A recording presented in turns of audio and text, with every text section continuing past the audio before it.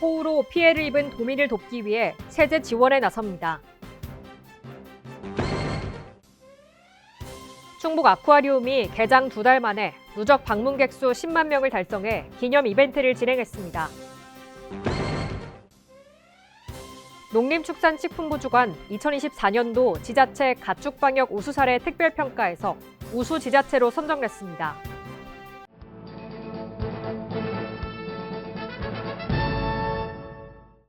여러분 안녕하십니까? CBI-TV 충북뉴스입니다. 첫 소식입니다.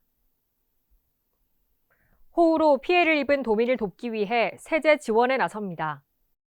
건축물, 자동차 등이 멸실 파손돼 침수 기준일로부터 2년 내 대체할 건축물 등을 구입하는 경우 취득세를 면제받게 되고 자동차가 침수 등으로 사용할 수 없을 경우 자동차세를 면제받을 수 있습니다. 지방세를 지원받고자 하는 도민은 피해 사실 확인서, 침수 차량의 경우 자동차 전부 손해증명서, 폐차 인수증명서 등을 관할 시군 세무부서에 제출하면 됩니다.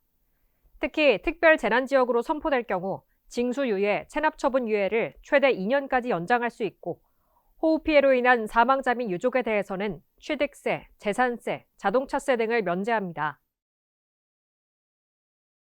충북 아쿠아리움이 개장 2달 만에 누적 방문객 수 10만 명을 달성해 기념 이벤트를 진행했습니다.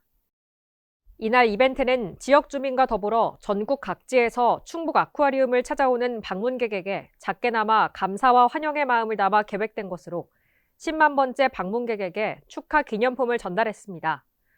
한편 충북 아쿠아리움은 개장 후 평일과 주말에 각각 일일 평균 400여 명 및 4,500여 명이 방문하고 있어 충북 관광객 1억 명 시대 실현을 위한 중부권 대표 관광지의 중심으로 급부상하고 있습니다.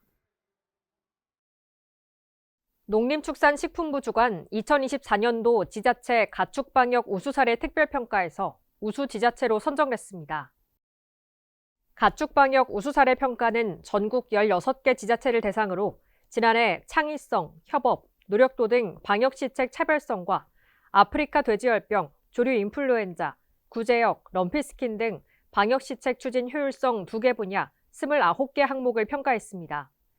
충북도는 양돈농가 아프리카 돼지열병 방역시설 지원사업 발굴, 고병원성 조류 인플루엔자 다발지역 선제적 방역조치 등 차별적인 우수사례 발굴 추진으로 높은 평가를 받았습니다. 이번 평가는 객관성, 투명성 확보를 위해 외부기관에 평가를 위탁했다는 점에서 이번 선정 결과에 의미가 큽니다. 확대 간부회의에서 집중호우는 소강 상태지만 긴장을 늦추지 말고 현재 진행되는 수해 복구와 지원에 철저를 기해달라고 당부했습니다.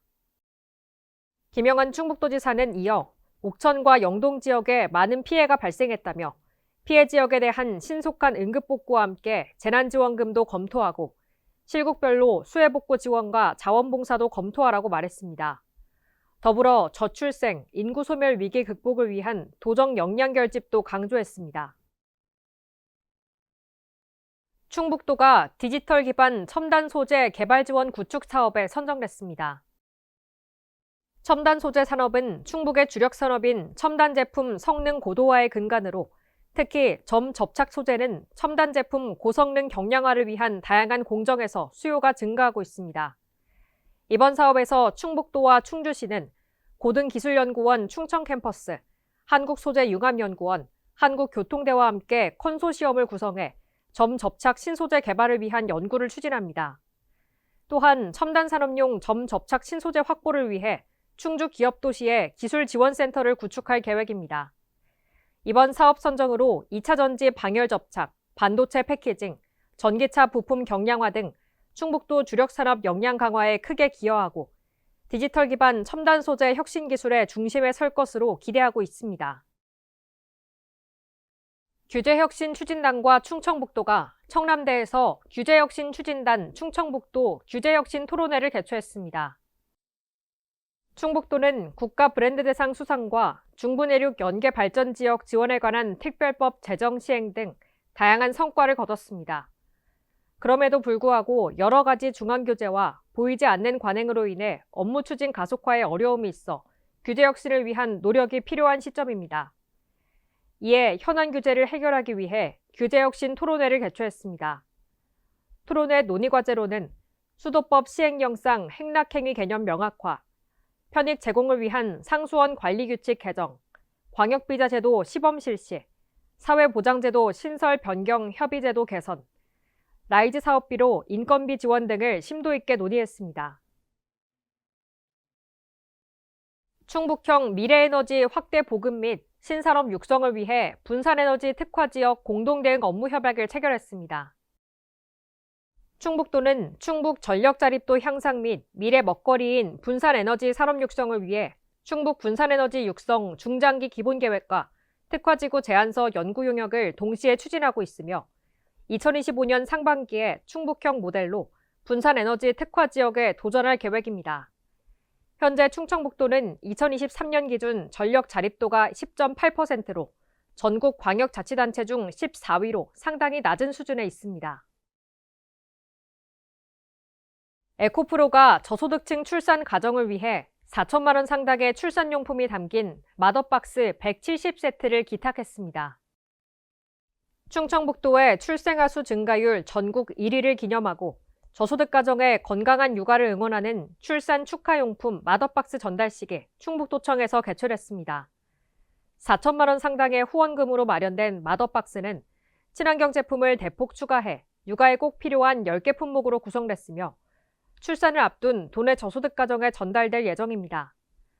충북에 본사를 둔 최초의 대기업인 에코프로는 이번 맏업박스 이외에도 사회공헌 활동 공로를 인정받아 5년째 지역 사회공헌 인정기업에 선정됐습니다. 충청북도와 충청북도 기업진흥원이 소상공인의 경쟁력 강화를 위해 추진하는 2024년 점포 환경개선 지원사업 추가 참여자를 모집합니다. 점포 환경개선 지원사업인 도내 7년 이상 사업을 운영 중인 소상공인에게 노후 간판, CCTV, 포스, 키오스크 설치 구매 비용을 최대 200만 원 한도로 공급가액의 80%까지 지원하는 사업입니다. 8월 23일까지 진흥원 내 충북 소상공인 지원센터에서 신청받으며 평가를 거쳐 참여자를 선정합니다. 충북보건환경연구원이 여름철을 맞아 식품 안전사고를 예방하고 식품 안전성을 강화하기 위해 유통식품에 대한 집중 검사를 실시했습니다. 검사 결과 총 389건 중 냉동식품에서 1건이 대장균 기준규격 초과로 부적합 판정을 받았고 나머지 항목은 모두 적합평가를 받았습니다. 이번 검사는 야외 활동 증가로 인해 간편하게 조리하고 섭취할 수 있는 여름철 먹거리 중심으로 실시했습니다. 주요 검사 항목은 식중독 발생 위험을 낮춰주는 식품 첨가물인 보존료와 식품의 위생 수준을 나타내는 위생 지표균인 대장균 등입니다. 집중 호우 피해 특별 재난 지역으로 선포돼 수해 피해를 입은 토지에 대해 측량 수수료 50에서 100% 감면을 시행합니다. 감면 대상은 주택, 창고, 농축산시설 등 소실은 100%, 그 외 토지 등은 50%며 감면을 받으려면 호우 등으로 인한 피해를 입은 주민이 관할, 시장, 군수, 구청장이나 읍면장에게 피해 사실 확인서를 발급받은 후 측량 신청 시 제출하면 됩니다. 한편 특별 재난지역 이외의 지역에서도 호우 피해 사실 확인서를 발급받아 신청하면 측량 수수료 50%를 감면받을 수 있습니다. 농림축산식품부가 충북 음성군을 전국 최초로 화훼산업진흥지역 육성사업지역으로 선정했습니다. 음성군은 중부권 유일한 음성화훼 유통센터를 중심으로 화훼산업 기반이 기조성돼 있고 광역교통망 확충으로 접근성이 용이한 것이 전문 화훼 생산단지 육성 공모사업에서 높은 평가를 받았습니다. 이번 육성사업에 선정됨에 따라 3년간 총 사업비 40억 원을 투자해 화훼 복합 문화공간을 조성하고 화훼 수출을 위한 공격적인 마케팅 추진과 청년농과 귀농인 창업교육 및 소규모 임대형 스마트팜 조성도 추진할 예정입니다. 지난 6월 수출이 18개월 만에 증가로 전환됨에 따라 하반기 수출 회복에 긍정적인 신호로 기대되고 있습니다. 올해 반도체 시장 수요가 당초 전망치보다 증가할 것으로 예상되고 작년 하반기 이후 메모리 반도체 고정 가격이 안정적으로 유지됨에 따라 반도체 수출이 38.4% 증가하면서 수출을 견인했습니다.